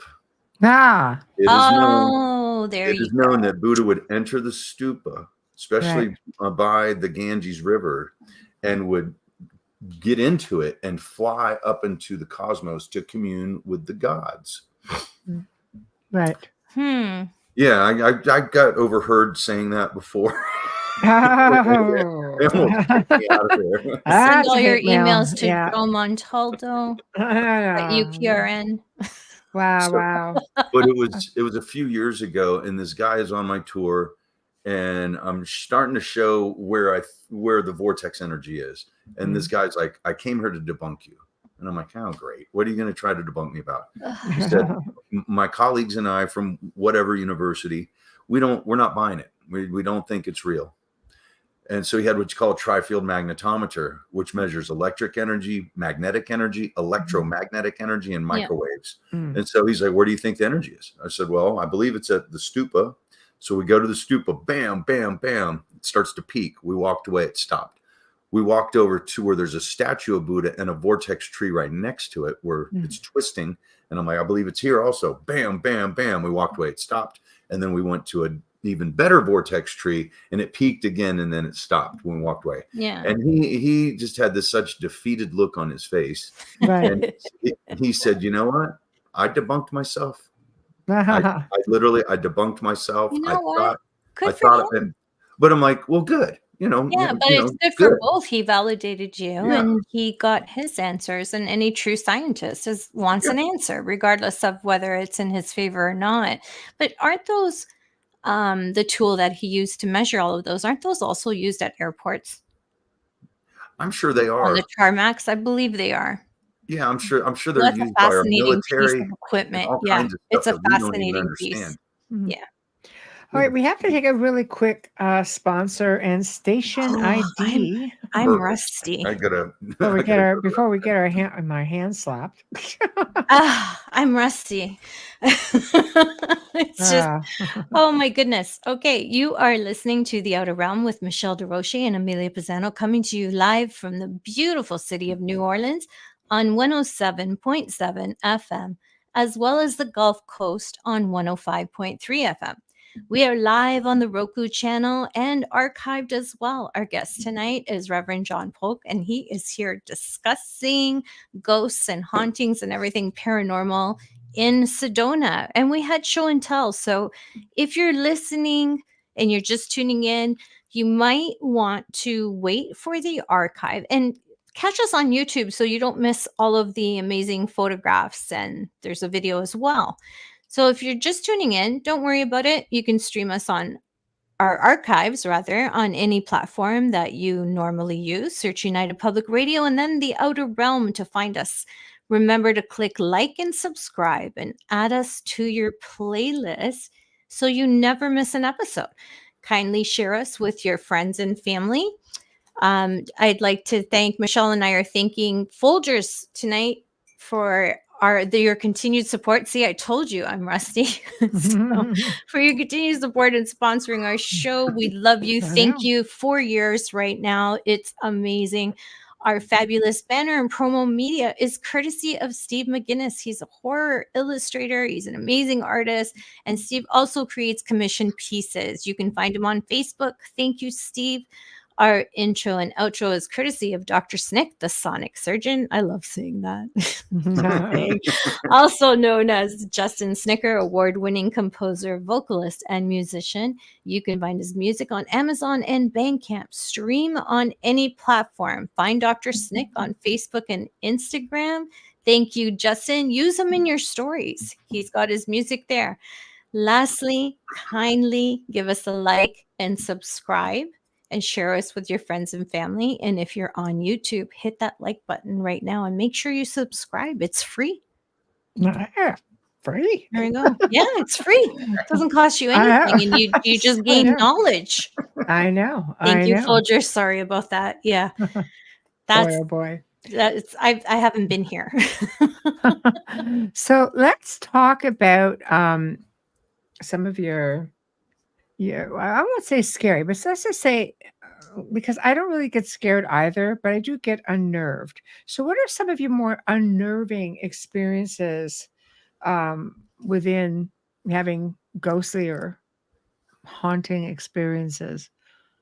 Okay, so when I first moved to Sedona, I was getting, let's say, visited a lot. That's for sure. I had evidence of just things on my body. Oh, So that was a little unnerving, that's for sure. It did happen to me in Florida, but I think that was more my labs, military labs, but I don't Oh exactly boy. know.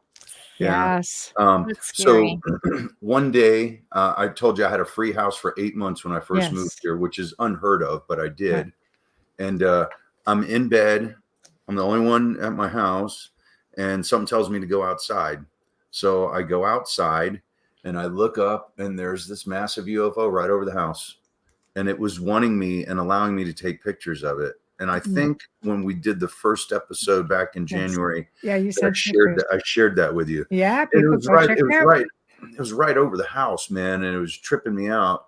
And I'm like, I wasn't scared, but I was kind of like, whoa, wow, Right, really right. that quickly? And it only happened within a couple of weeks of me moving there. Right. And then shortly thereafter, a couple days later, I'm in the house by myself, and something tells me to go outside, but something tells me to go outside through the back door. So I'm walking around the house through the back door, and I look through the carport, and I can see the sidewalk in front of the house. And there's this guy, a very kind of haunting looking figure, smoking a cigarette right on the sidewalk, facing me. And I knew he saw me. I know he did. So then I walk to the other side of the house and look around the other corner, and he was there. Boom! The second I got there, still smoking that cigarette, still looking at me. That tripped me out pretty hard. Right. And Right. so then a couple days after that, I'm at the house, and they had this motion detector light on the front porch. So I'm just sitting on the couch, whatever, and then there goes the light, and I'm like, oh, somebody's here. And there's nobody there. Right. It happens again. Then it happens again. Now I'm starting to get a little freaked out. Right. And then the next morning I wake up, and there was 3 apples on the bench, which is on the front porch. And do you know who James Gilliland is by any chance? East Ranch in Trout Lake, Southern Washington, Mount Adams. So James Gilliland, he has the East Ranch, which is extraterrestrial something ranch, whatever. And you can pay, but you got to pay, but you can go and camp on his property. You can camp on his property, and UFOs fly around there just as much as they do here. Wow. Yes. And so he was the keynote speaker at a conference in which I was the MC. And I tell him the story about the apples. He said, you know what that is, don't you? And I'm like, no, I have no idea. He said, I bet it's Bigfoot. I'm like, really? I'm like, why do you say that? He said, you have an apple tree in the yard. I'm like, we got a couple. Yeah. And he said, if Bigfoot likes you, they're not going to take from you. They're going to ask permission to be able to take it. And how do you answer? How do you respond to them? Pitch that apple. No. No, you might get something pitch back. the apple. Don't pitch it. I would hear stuff in the woods across the street, but it could have been anything. You know, I mean, I've never seen a Bigfoot. I would love to see a Bigfoot. I think we all would love to see one. I'm just curious. How do you say yes? Take from the tree, please. It's yours. Well, he said, just go out in the yard and just, with love and light, just say, hey, I love you. If you have they're telepathic beings. Yeah. Eat apples. And and so I can't prove any of that, but I can prove the light. I can't even prove that either. But the light was going on and going off and going on and going off, and there was nothing there. Right. So you asked, and that was a good way to start. And that was right when I first moved to Sedona. Right. Well, yeah, I mean, you have to look at Bigfoot almost like a quantum mindset too. Like they can just things shapeshift. Like that. Yeah. They're they shapeshift. They can disappear. They can portals. They're extraordinary. Yeah. And we do have evidence of them. People will say we don't. We have their feces We've done DNA on their feces. It doesn't match The any hair. primate on the planet. We Yeah. have their hair. That Yes. doesn't match anything on the planet either, as far as primates go. And also, they'll make these nests. They'll weave these nests. Yeah. And there's biological evidence of them being in the nests also. Yes. Right. So And little we do juniors. have proof of them. We just can't catch them because they Right. just morph out and they're gone. Right. I you know? always Right. feel like they're 10 steps ahead of human beings. Yeah. Excuse me. Yeah, they move a Yeah. little quicker, maybe. I feel like they have that foresight. They can see it coming and they're gone. Well, Yeah. and you get into like just everything we're discussing. It does sound like everything is intertwined in one form or another. You know, you have Sure. UFO activity. You're going to have I'm an experiencer as well, and I have had boatloads of paranormal experiences from being an ET experiencer. Now it makes sense when you realize how everything connects, and the same with cryptids. You know, you Sure. live in this place that seems to have its hand on everything. I mean, cryptids, UFOs, ghosts and hauntings, power spots, vortexes, ancient monuments, petroglyphs. I mean, the list goes on. You have a huge indigenous, community that has this amazing folklore and sightings and belief systems that stems back hundreds, thousands of years. Yeah. So remember the story about the Rendlesham Forest Yes. with James Penniston and John Burroughs? Yes. So when James Penniston put his hand on that craft, right, he was downloaded with this binary code that was pages long, literally pages long. And it said something to the effect, continuous exploration for planetary advance, Right. eyes to our eyes, and then something else. But then it came up with 7 latitude longitudes, right? One of them was Mount Tai in China. One of them was the Giza Plateau. Right. One of them was High Brazil, which used to be on the maps off of the coast of Ireland, and it's not there anymore. One was somewhere in the Amazon rainforest in Belize, Nazca Lines in Peru, and then Sedona was one of those 7 locations that they called the energetic hotspots of the planet. And that came out. So he sat on that information for, I believe, 20 years because he was afraid of character assassination, court martial, losing his pension. And eventually he's like, and he still remembered it. He still remembered it. And the code breaking savant, he basically said, this was not, a bunch of broken binary. This was spelled out perfectly as if he knew how to do it. And so that's a story, one of many stories about Sedona. And Sedona, the red rocks are full of crystal. And then there's mineral rich artesian mountain spring water that flows through aquifers and rivers and goes underneath and through the vortexes. And between the crystal and the mineral rich artesian mountain spring water, it ramps up the conductivity of the vortex energy, which is a spinning energy, right? Right.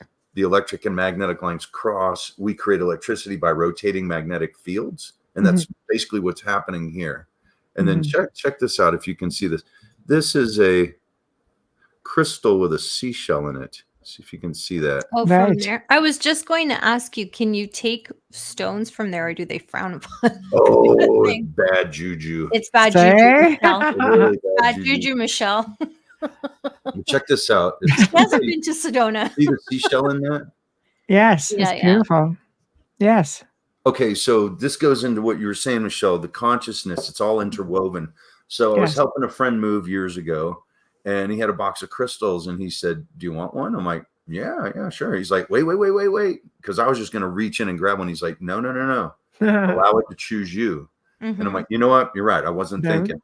So I turned my head and pulled this out, and I'm like, oh, that's unusual. And then, I don't know, a year later, if this guy was a merchant marine and I show it to him and he said, you know what that is, don't you? I said, I guess I don't. He said, it's a bivalve. It's a crustacean. It's a seashell. This is fossil evidence that the flood occurred. So where the red rocks are red and the tops of the taller mountains are white, that was all underwater. And then the white tops of the taller mountains, those were islands. Wow. Yeah, so Wow. a lot of the earth was underwater. All 7 continents Right. have geological proof of it through Right. their strata or lines of erosion. Right. But Right. anyway, he's like, I will offer you, I don't know, $500 for this. And I'm like, if you're offering me that much, there's no way I'm selling it to you. Right. Yeah, I mean, if it's worth Exactly. $500, Right. Right. Well, but it chose you too, right? So yes, exactly. And that's what my buddy was saying. yes. He's like, don't you pick it, allow it to pick you. So I literally kind of dug. I didn't pull off the top. I just stuck my hand under there. Okay, that feels right. And I pulled that out. And I had no idea what I got. Right. And it was probably Right. the most valuable crystal out of all the crystals in his box. Right. And No, then it is. this is cool here too. So there was a friend of mine. It was my birthday last year. Mhm. And he's like, you don't have any turquoise. I was just gonna say, is that turquoise? Because Turquoise, yeah. turquoise where you are is exceptional. Yes. Oh, it's beautiful. Yeah. And so anyway, he's like, you don't have any turquoise. He said, this was gifted to me, so I'm going to gift it to you. Right. And I'm like, wow, okay. And so a friend of mine, him and his parents, he runs it now, but they own the best place in town to buy crystals, which is called Discount Gems and Minerals. Mm. And we're at a mutual friend's house, and he's like, dude, let me see that. Pull it off my wrist. And he's like, this was handcrafted by a Hopi. And I'm like, wow, dude, yes. Because he was helping an elderly Hopi lady.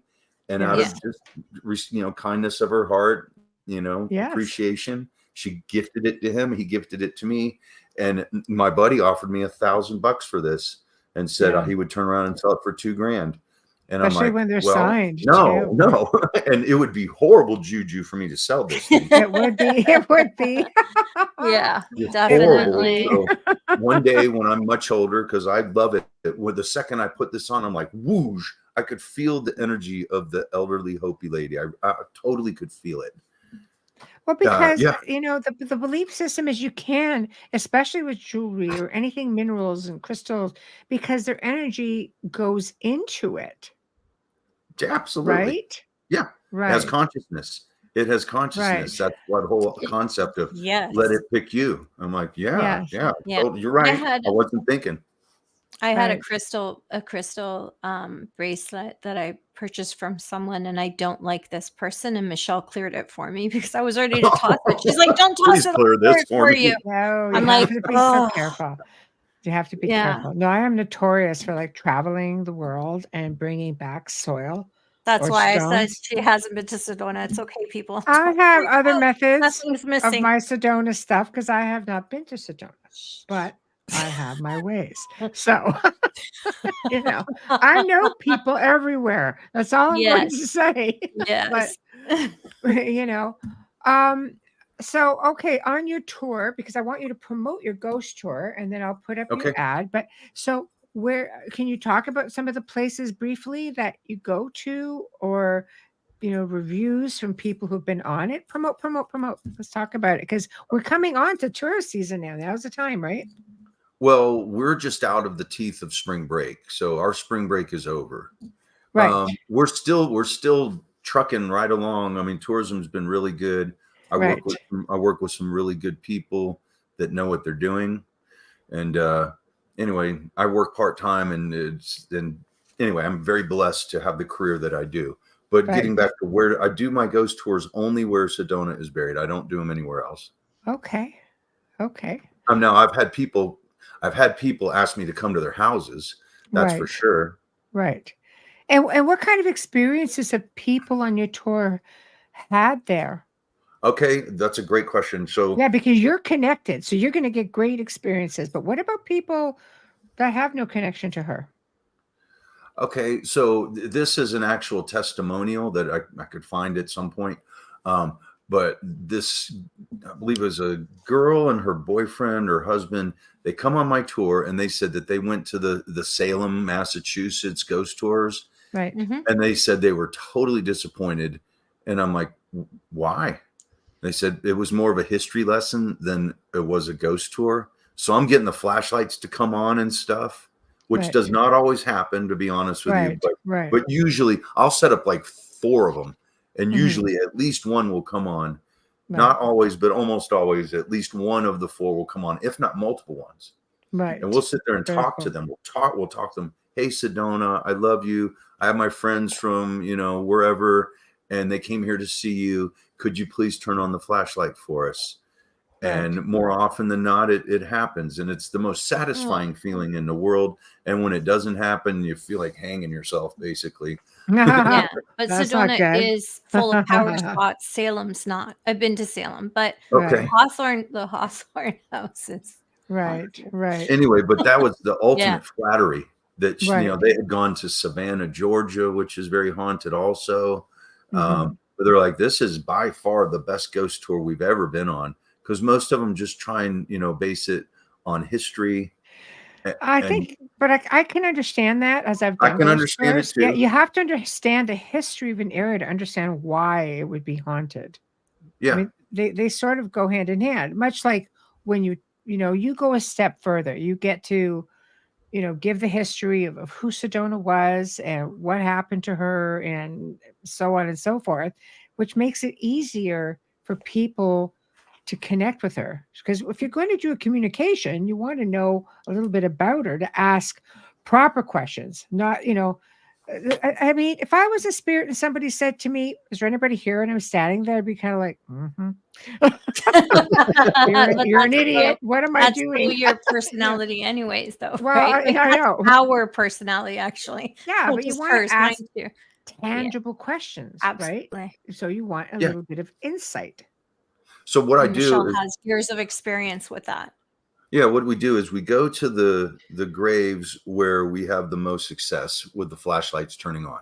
So that's where I start. And I always start at Sedona's. And I explain the history through and through also. So her husband is on one side of her, TC, Theodore Carlton, and then their daughter Pearl that died at 5.5 years old in a freak pony accident. Yeah. Well, that's the reality. And then I go over to the Russell family and tell their history. And then there's the Parker family. I tell their history. And then I go to the Hedges, and there's like 10 of them there. Wow. And so I tell their history. And then I go to Megan, which was one of the videos I sent you, and tell her history, how she was only 3 months old when she died. Oh. And then I go to the Purdymans and tell their history. And then I go to the Purtles and tell their history. And then I go to the Londons and tell their history. So as we're walking around, do you know what the difference between a graveyard and a cemetery is? Yes. Consecrated the difference. I only learned this a few weeks ago. What? Okay. Yeah. The graveyard. What is it, Amelia? No, you go ahead. You're the guest. So that a graveyard is on a church property and a cemetery is not. Right. And I it's didn't know that. ground. It's hallowed ground. Yeah. It's So I've been using those terms interchangeably for years until this lady, she was a professor from wherever. And she's like, you just said that wrong. It was incorrect grammatically. I'm like, oh, well, I didn't realize it. But I'm like, thank you for correcting There's an me. etiquette.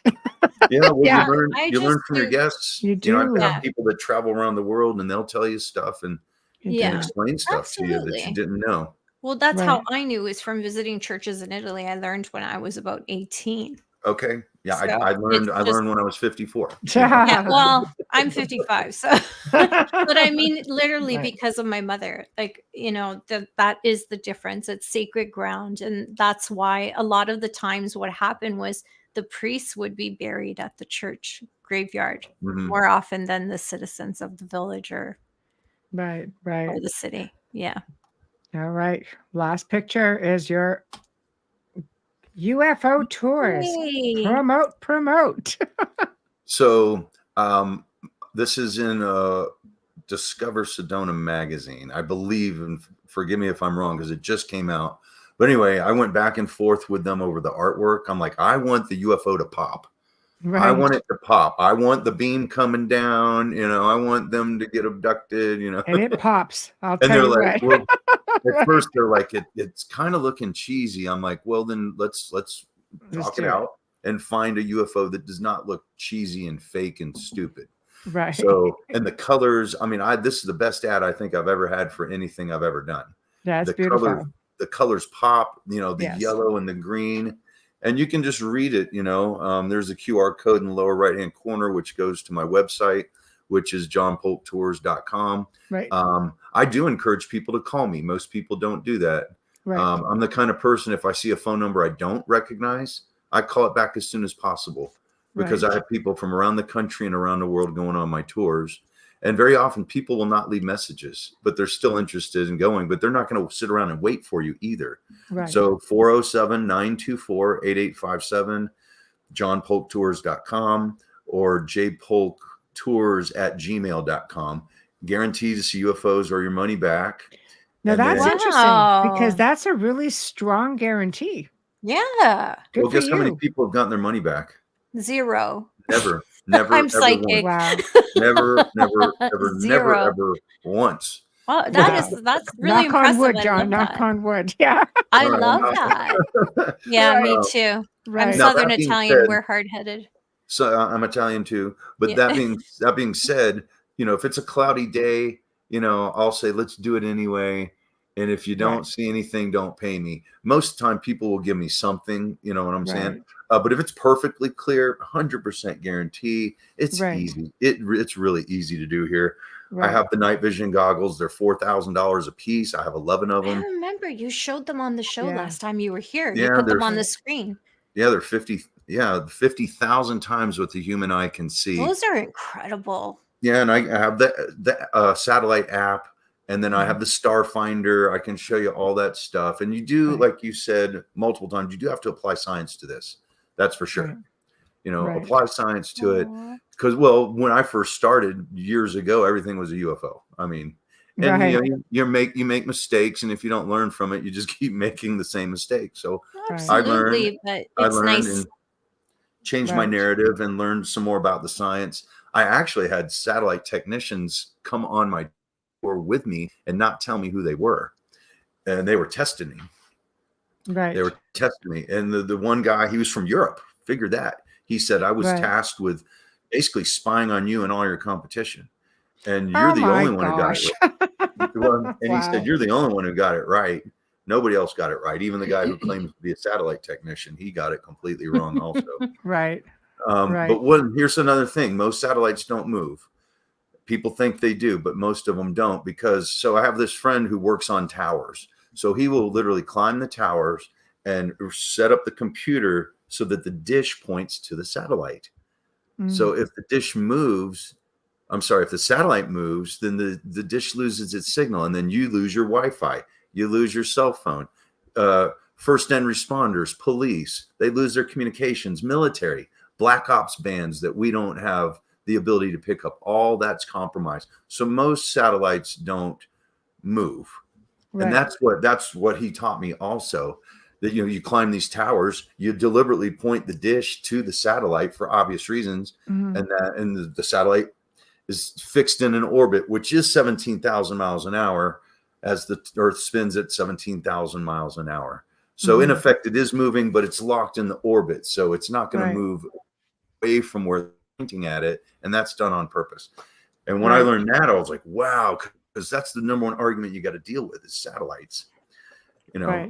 But that's okay. I would rather people ask me the hard questions than just sit on it and not say anything, Right.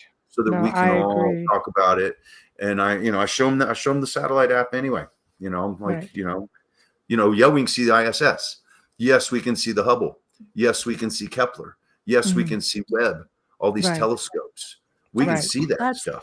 amazing. Right. Yeah. Well, And you have I to- love your that's not- energy and your passion. You're so Oh, you're thank you. so it's so contagious. Yeah. Well, thank you. I appreciate it. We've done 3 shows together. This is the 3rd one. And yes. what I really love about both of you is that you interview me so well. A lot of people will not ask me the right questions. Mhm.